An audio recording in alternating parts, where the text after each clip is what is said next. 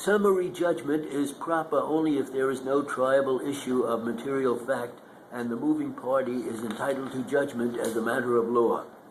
While her son and Joshua were inside playing, Laura Porter told them, "Look, it's nice outside. Why don't you go outside and play?"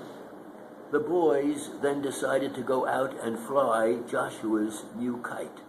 Ms. Porter testified that the boys routinely played on her property and her mother's adjoining property and never needed to ask permission from her or Ms. Prince.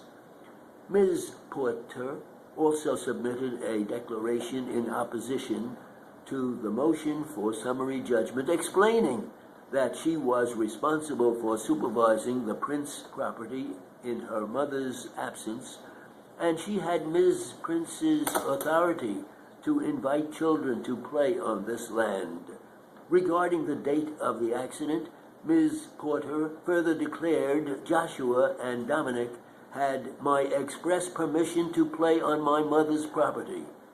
In declarations submitted with Joshua's motion for reconsideration, Ms. Porter stated she intended her invitation to Joshua to encompass both the Porters and Prince properties, and Joshua stated he understood Ms. Porter's invitation to mean he could also play in the Prince's field if he wanted. In the case of property held by one owner in fee, but also subject to the easement interest of another, we conclude the landowner in Section 846's invitee exception can only logically refer to the owner of the fee. An easement is an interest in the land of another, which entitles the owner of the easement to a limited use or enjoyment of the other's land.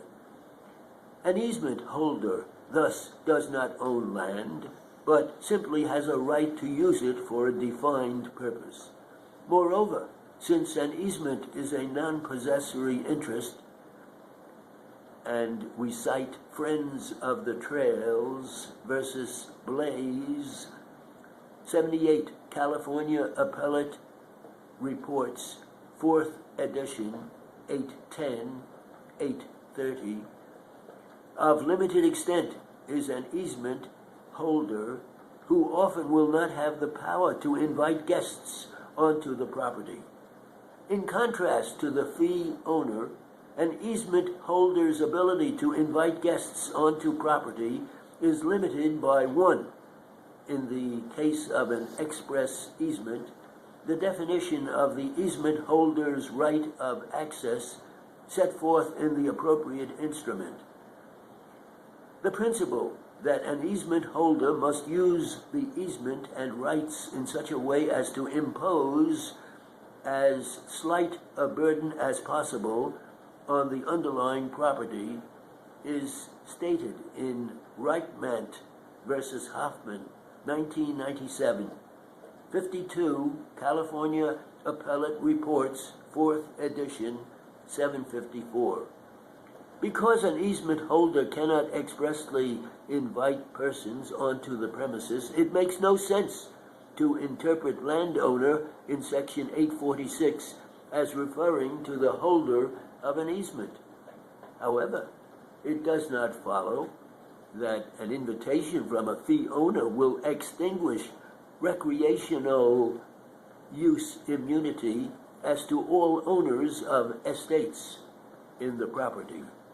We read the express invitee exception in Section 846 as abrogating immunity to the invitor only.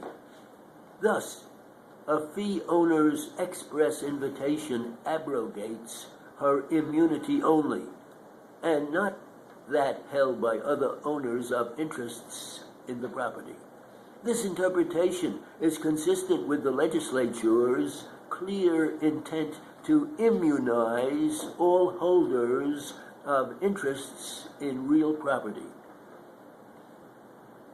Joshua offers no reason, grounded in legislative history or policy, why a fee owner's invitation to personal guests should be considered sufficient to strip Section 846's broad immunity from an easement holder. Nor would such a result square with the rationale for the invitee exception.